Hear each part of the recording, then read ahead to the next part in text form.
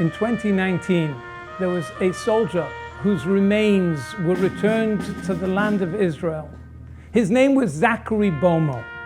He was captured in 1982, 37 years earlier, in Lebanon. The Israeli government had made many efforts to try and locate his body, but they couldn't locate him. They knew he had been tortured and killed by the Syrians, but he was one of those few that weren't Zeicha to a Kever Yisrael.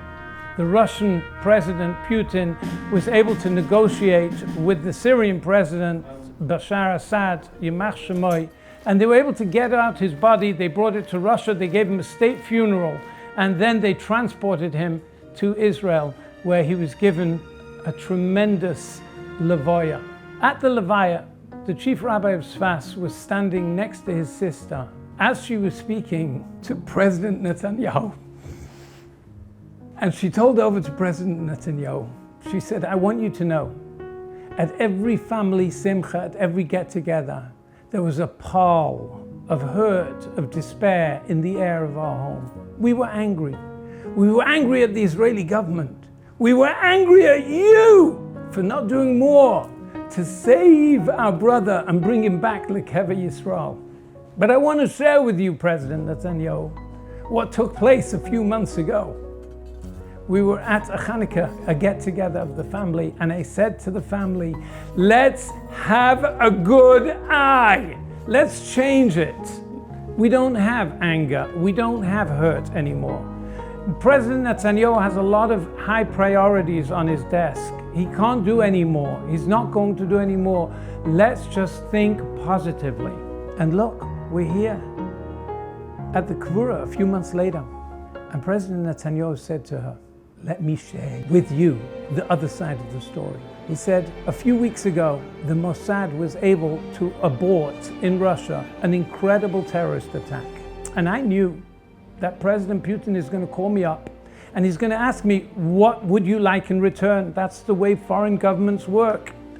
And we sat with the cabinet together and we discussed what are we going to ask him, and we whittled down to three things what we wanted to ask from President Putin. One of them was Zachary Boimo. One of them had to do with the security. The Russian army was in Syria and we needed to coordinate the planes. And there was another thing that a secret thing that we needed from them. And I wrote them down on a piece of paper. I knew I could only ask for one, and I figured that when President Putin calls, I'll take out the paper and I'll ask him.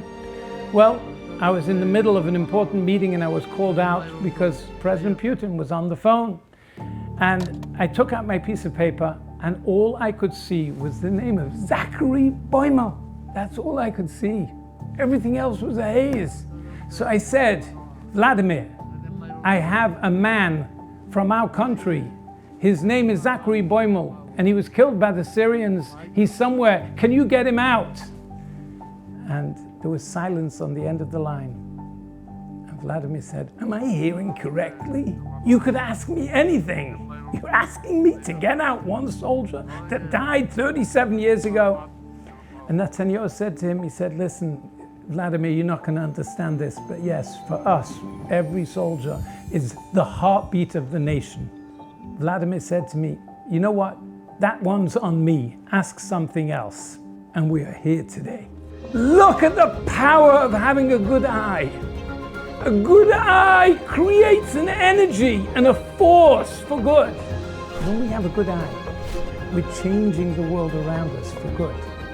And so we want to train ourselves to see good, to see the Ribbono Shel Olam, to be able to be moichel and mevata and judge favorably, because with that, we are the ultimate greatest recipients and beneficiaries.